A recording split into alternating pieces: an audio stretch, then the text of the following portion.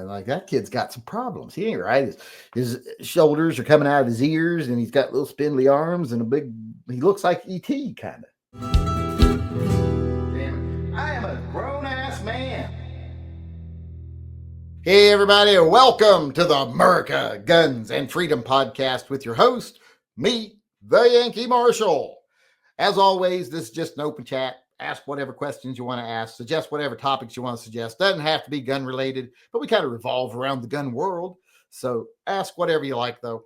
And remember, it's not just me that can answer questions in here. So pay attention to the live chat.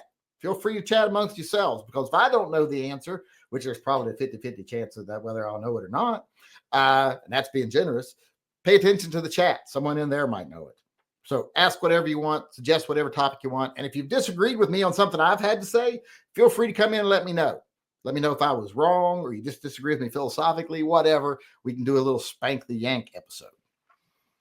Now, I like to start these chats by reading people who have ordered merchandise. One of which is John Mandrick, I know, because he just screwed me up. Over the last 24 hours, I think I read this yesterday, but I'm going to read his name again today because I'm not sure. Gabriel Urbia. He ordered right at the end of the chat last night. And I think I said his name, but I don't know if I did. And then we got David Schultz. What did David Schultz get? He got a couple Eeyore shirts. Oh, and he got the Smokey the Bear shirt. Hope they don't strike that one. They struck my Woodsy Owl shirt. And the forestry department doesn't care if you use it, as long as you don't use him disrespectfully. Maybe they think a gun is disrespectful, though. Then John Mandrick went over and bought the "I don't know you, that's my purse" shirt because he feels sorry for me because I stayed up till 5:30 this morning drawing that, and nobody's buying it. I haven't advertised it yet, but once I do, I don't think it's going to sell like the Dale shirt did. The Dale shirt sold pretty good. I think I sold, 13 of those, 14 of those. That's like, it's around $100 profit for a day. Of course, it took me, a couple hours to draw it. So basically, I just got paid $50 an hour to draw it. And then I donated that to Pets and Vets. All right. Let's get started here. I like to start off, like I said, by reading the names of people who ordered merchandise. And I just did that. Gabriel Urbina, David Schultz, and John Mandrick. There's no new subs or patrons today. In fact, we lost some. I want to address something about my designs, like this one here. I've had a couple people complain. They're like, you overlap your text with your drawing. Well, yeah, they should be separate. No, it shouldn't be. It should not be separate. When you're actually doing a design, things should flow together. There should be some unity, not just things floating in space.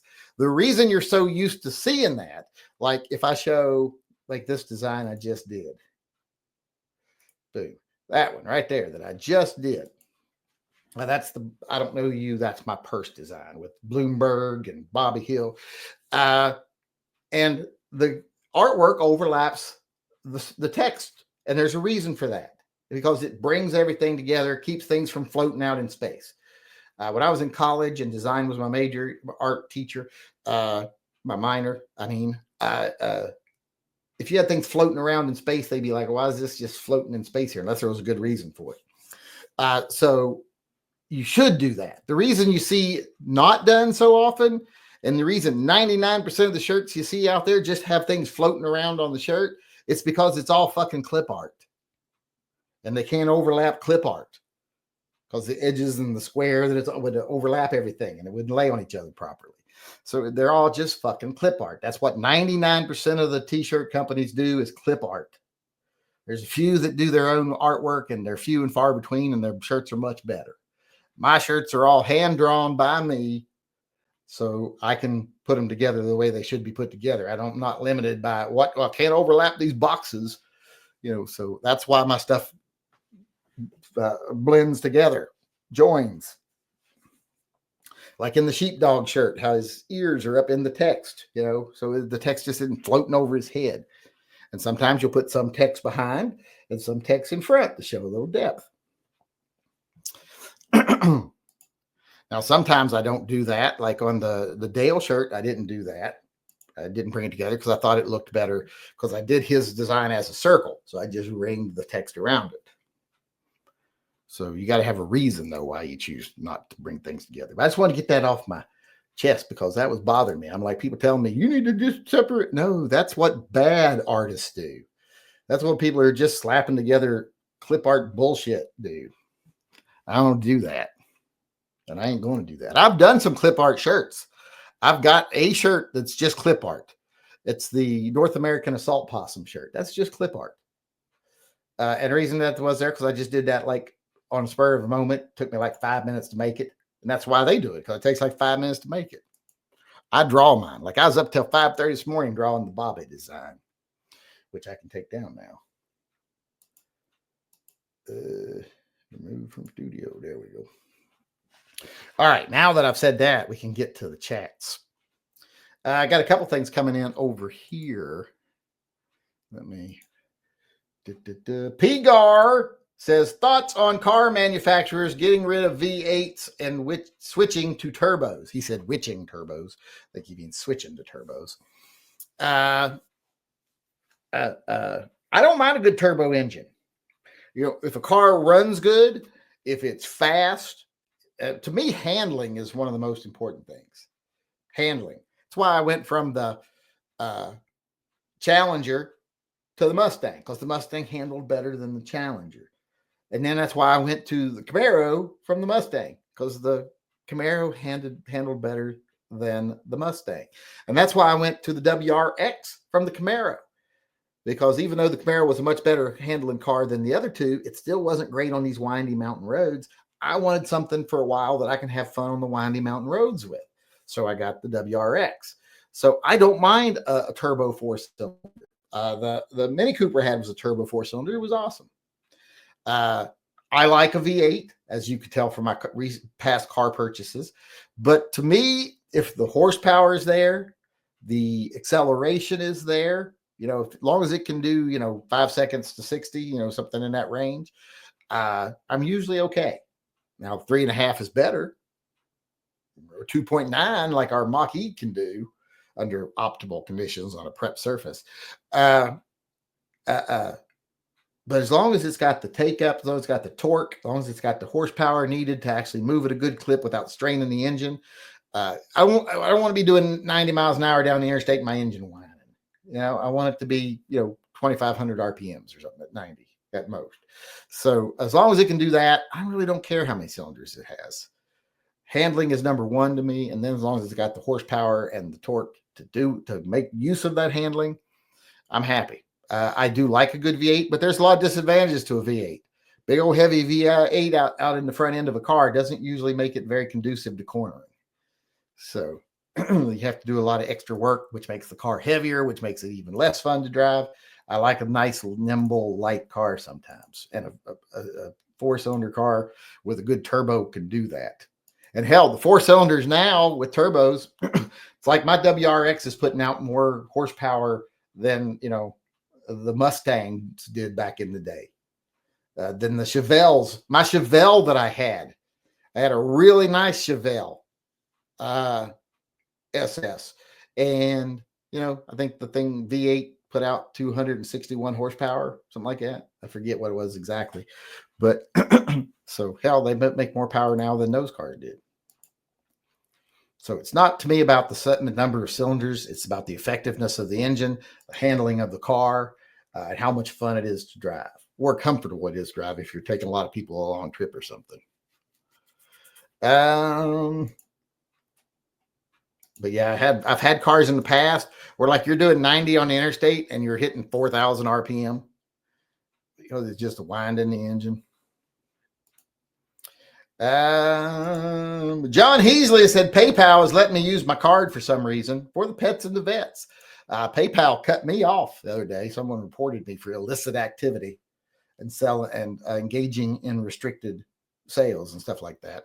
I forget how they worded it exactly, but got my PayPal turned off. It was turned off for about an hour. I had to send them like pictures of my photo ID. I had to send them screenshots. They requested screenshots of my Shopify store, my analytics from my Shopify store and all this stuff. And they went, oh, yeah, you sell stuff on Shopify. And they turned my thing back on. But someone was trying to cause me trouble. And they didn't really succeed. It was like 5 minutes worth of work to undo their grand machinations. All right, let me get back over here to the live chat. What is today? Today's the 5th. It's the 4th. All right, we got Tim Fast Salami chiming in. If anybody tells you I called you white bread earlier, that's not true. Anything in 9mm is pretty much a novelty gun. I think that was from yesterday. Maybe I'm reading something from yesterday. Salvador Verga. He did a super chat. He never says anything, though. He just donates. He does send me an email when he donates. It lets me know whether he's coming to the show or not. He said tonight he'd try to make it, but I don't know if he made it or not. Edgar Cortez did a big donation, got a lot of entries into the Silver Bullet drawing for next month and for the double super secret Pico giveaway. Don't forget, we're actually doing that. I keep forgetting to advertise it, but we are giving away that Pico. If you want to get an entry, do a $5 super chat. You'll get an entry into the Pico. It's got to be through PayPal. Or no, wait. No, it doesn't. Okay. I'm saying that backwards. Did he say anything? He didn't say nothing. He just donated to TYMP.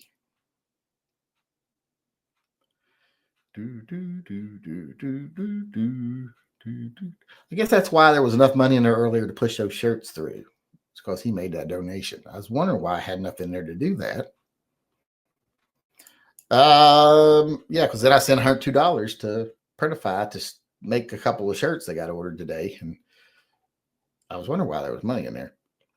Because of Paul needs a hand for another shot at the Pico Pew. There is a shirt idea for you. Pico Pew sticking around the corner. Pew. Yeah, I don't think I'm going to do another Pew. They got mad at me. Got threatened to be pulled off Shopify. But that was Mikey D, by the way. He's trying to get me pulled off Shopify. He wants to see me go bankrupt because the Pets and Vets would go bankrupt if we didn't have some subsidy coming in from that right now. Paul Bidenbach also donated today. Nice donation. Got a bunch of entries into this, into the Silver Bullet drawing and into the Pico drawing. I can't pick up the Pico. I put it in its little soft case in there with its extra mag so that I'll quit being tempted to pick it up when I talk about it. Because I've almost done it like 3 or 4 times. I did it once. I picked it up and said, oh. Luckily, YouTube didn't catch it. And he says, all hail Phil, Pico. Pico. Is that what Pikachu does? Pikachu. I don't know.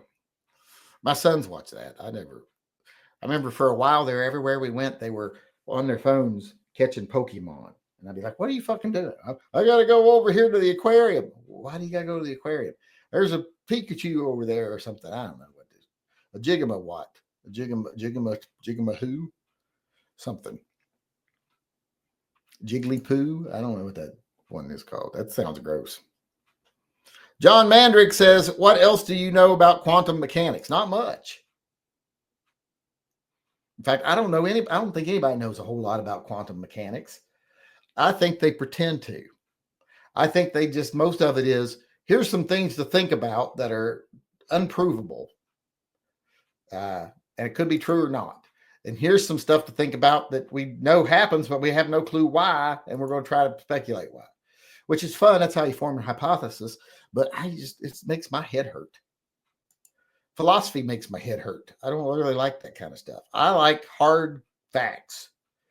I like if someone says, this is a marble, I like to be able to hold it, feel it, and go, yeah, it's a fucking marble. And I don't like is this a marble or is it a marshmallow? Since you haven't held it yet, blah, blah, blah. I'm like, it's still a fucking marble, asshole. I was like, eat it. If you think it could be a marshmallow, eat it right now. Just eat it. I love that song. That video is good too. I like that video too. Teddy Two Guns used his membership chat, his 27-month WAP chat. He's been in my WAP for 27 months. He's got to stink by now. I am buying a new gun on Friday. One of my coworkers needs money to get back home. It's a CZ. One of my coworkers needs money to get back home. Oh, you're buying the gun from him. Now it makes sense to me. It took me a second to put that together. It's a CZP-10, 45 HP. CZP-10s are nice. Polymer, little polymer gun. And you're helping somebody out. That was Teddy Two Guns, by the way. Pigar says, I was more concerned about V8s in trucks. Well, in trucks, you got that horsepower issue, but just diesels in truck take care of the torque. I mean, the torque issue. But just, I think most trucks should be diesel. I mean, nice diesel engine, and it might be a little noisy. They're not as bad nowadays about being as noisy and dirty as they used to be. It used to be my uncle drove a diesel truck, and every morning I'd hear him start it up and leave. It's just like, oh my God, that's loud. But yeah, just get your trucks in diesel and you don't got to worry about it. I mean, look at some of these torques on the torque on these diesel engines. And they can maintain it. Like these electric engines, they make a lot of torque too. But if you run them at full torque, like taking up the torque to actually tow, you drain the battery so fast. Battery vehicles just ain't much for towing. I mean, eventually, probably someday, but right now they're not. All right, let me get back over here to the questions. What was the last one I answered? Was John M. Mandrick asking if I knew anything about quantum mechanics. I don't really. Daniel Pennant, if you give me money, I'll pretend to. I think that's what a lot of them do. I'm not sure, but I think you missed my highly important opinion on the super chat, on safety super chat. Come on, Yankee. No, I read Daniel Pennant. I read yours. I remember thinking, I haven't seen him in a while. And I said the Daniel Pennant, Pennant, and you said whatever Glock uses or something like that. And I said, well, the most famous thing they use is the dongle. I got you. Yeah. Y'all got a bunch of persecution complexes. You think like, oh, the Yankees going to fuck it up. You don't have a lot of faith in me. And there's an order from Johnny Mandrick. And then we got Daniel Pennant chiming in again. Any progress on the Ware opossum magnets? What do you mean? What do you mean? There are already magnets over there. The Ware opossums. So they're not opossums unless they're Irish. So it's Ware possums. All right, now I got to see, do we got any more emails over here? Because I got to go get over to the emails. And just to answer Peter D, I did get the patch. I need more of them because I want to put, so anybody out there sees any Bigfoot patches, send them my way because I want to do a lampshade in Bigfoot patches from Bigfoot room. So if you see any iron-on patches, send them over to me because I want to iron them on around the shade of my lamp in the Bigfoot room. Because the guest bedroom is all Bigfoot. So, also when you come in our front door, there's a big saw blade, one of those metal saw blades that's been turned into a piece of art, and it's got a Sasquatch on it, and it says welcome. So, a lot of Bigfoot stuff around the house. All right, let's get over here and see if I got any emails coming in I need to present. That's all my stuff. Where'd the emails go? I know I opened a couple of emails. Where are they? I think maybe it's because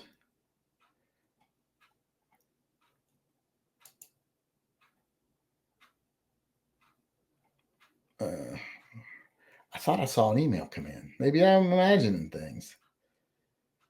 I'm not seeing anything over here now. Oh, wait, here. Well, no, that's just a question. And that's just a question. Well, I'll just answer these questions. I guess I don't really got to share any emails. They're just questions. Paul Bidenbach says, G9 makes solid copper ammo. How do you think they compare to Underwood? Check out their website. Aren't they the people who made the RIP ammo? Believe me, I've had many conversations with him. I thought his naming RIP ammo was really doing a disservice to the gun community. He and I had many disagreements on that. So I have checked them out. Frank Rodriguez, that's my niece's. You're not married to my niece, are you? Are you married to my niece? Because I don't know her husband's name. I don't really care to. I know it's Rodriguez because her name wasn't Rodriguez before. It was Hayes. I came across this short video on YouTube that you might find interesting. It shows a man applying a horizontal foregrip to his AR-15 and then turning it on the side so it effectively becomes a vertical foregrip without violating any gun law, violate any law. I mean, I don't know how he would turn it, but I'll check it out later. I'm not gonna watch it during the middle of the show. That'd be rude, but I'll watch it later. All right, let's get over to the live chat there. Let's see if we got anything coming in over here. No, we got another chat over here real quick though. Kevin Payton said, all hail Phil, are the following public domain: Sleestack, The Mummy, or Godzilla? I think The Mummy is, Godzilla is not, Sleestacks aren't. I would love to do a Sleestack shirt, but they are not. That was only in like the 60s, 70s. You know how long something's got to be around before it's public domain? It's got to be a long time. The Mummy's been around long enough to be public domain, but not Sleestacks and not Godzilla. That was what, the 50s? Godzilla was the 50s. We just got an order. Who'd we get an order from? Daniel Pennant. What did he get? No, wait, that's Salvador Verga. He got the Bobby shirt. Hey, we sold 2 Bobby shirts. So yay. And then we got Richard Thomas here, who got car magnets. He got some car magnets. And then we got Daniel Pint, who got some, he got a Night of the Were-Possum car magnet and a Resist magnet. They got 2 of the Were-Possum. Why'd you get 2 Night of the Were-Possums? You know, there's also Attack of the Were-Possum and Curse of the Were-Possum. You got the Night of the Were-Possum. That's where he becomes a were-possum, and then he goes serves meals at a soup kitchen for homeless people. And then there's the one where he hisses and the guy turns around and looks at him and he plays dead. That's the Attack of the Were-Possum. And then there's Curse of the Were-Possum, where he becomes a were-possum and then he goes to a local park and cleans up litter. And then at the bottom, it always says, possums are helpful creatures, leave them alone. Or possums are gentle creatures, leave them alone. Possums are peaceful creatures, leave them alone. That's the whole point of the series.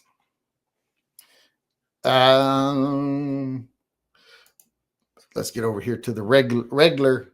Oh, wait, I don't know if I got all the super chats. That was about the Mummy and the Godzilla. And then we got John Mandrick chiming in and said, did you get your real ID? I think it's a scam. No, I didn't get a real ID yet. My driver's license, where it runs out this year, I'll get my real ID.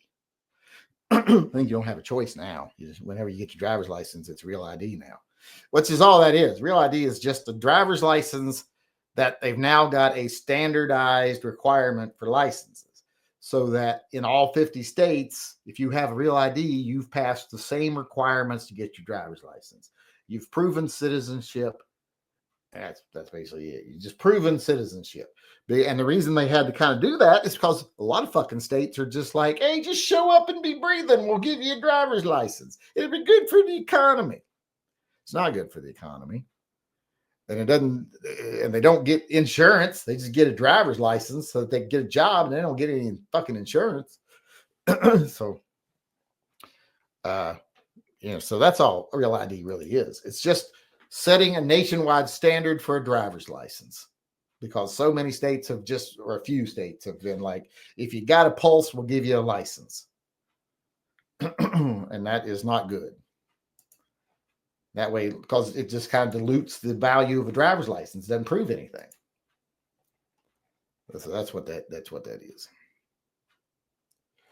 I'm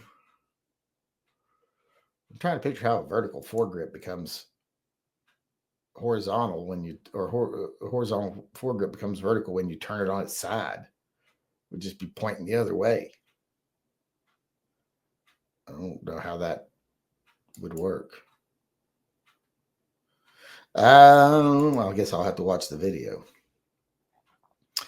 Let's get over here to the live chats. How far up can I go? That shirt has a Glock. It should have had a 1911 Beretta 92 or whatever. No, he carries a Glock. He's only got his tail. He doesn't need to have anything.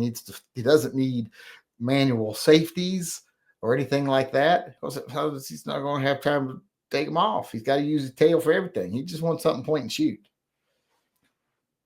So yeah, it doesn't make sense that he would have anything like that. Think, people.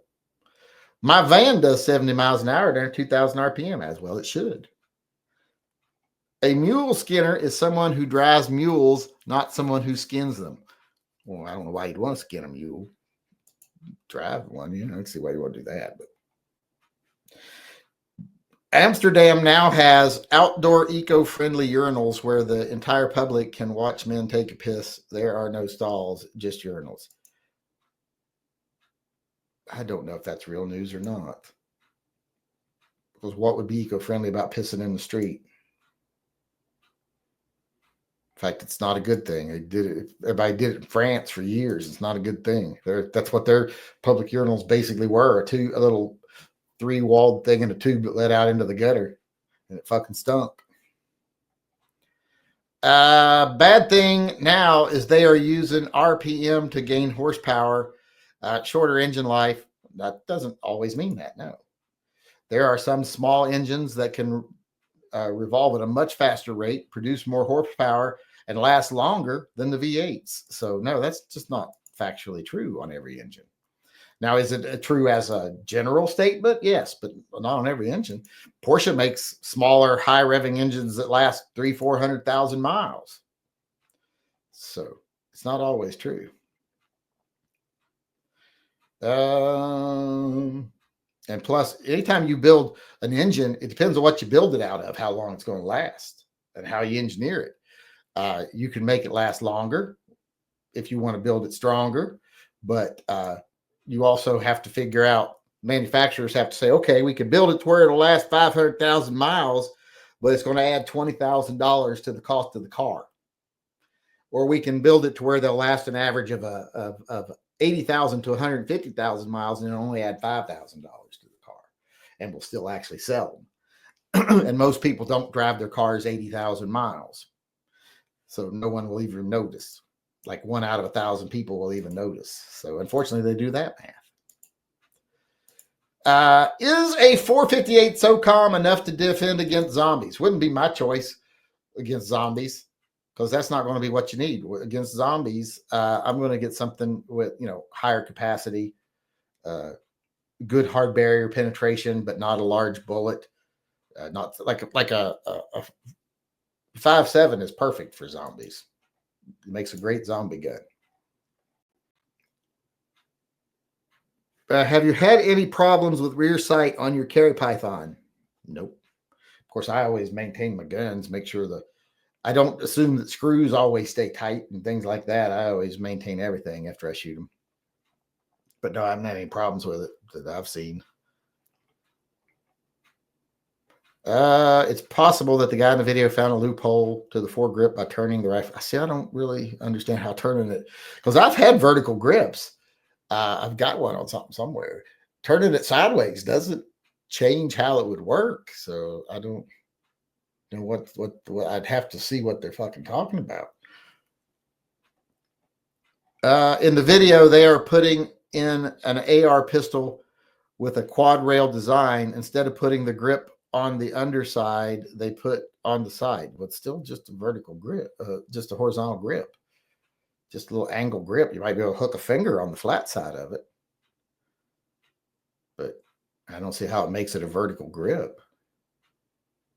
Unless it's like really wide, and it hangs down below.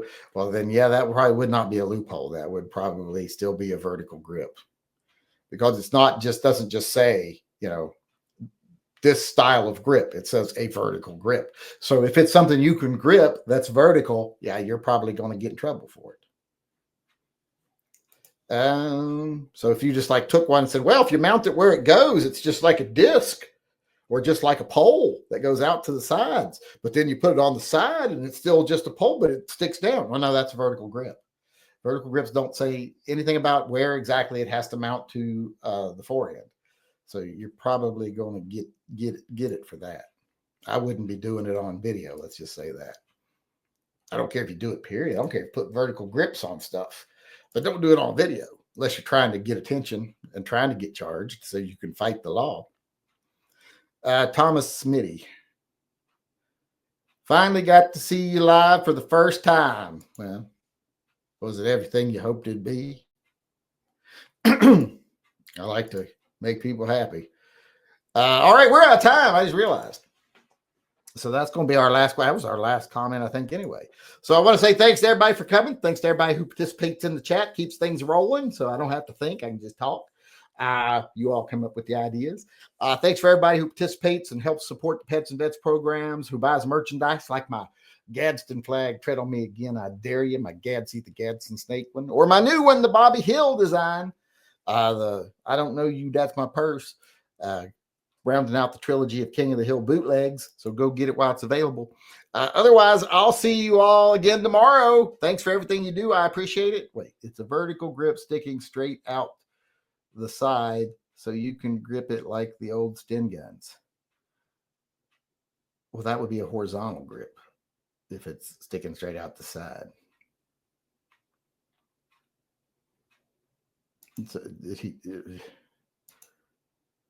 I thought he took an angled grip, which was he took just a vertical grip and stuck it on the side. Well, I still think you'll still get in trouble for that, because there are some things they classify some items that if it's put on like an SBR or something, and just installing it differently or incorrectly won't get you out of trouble.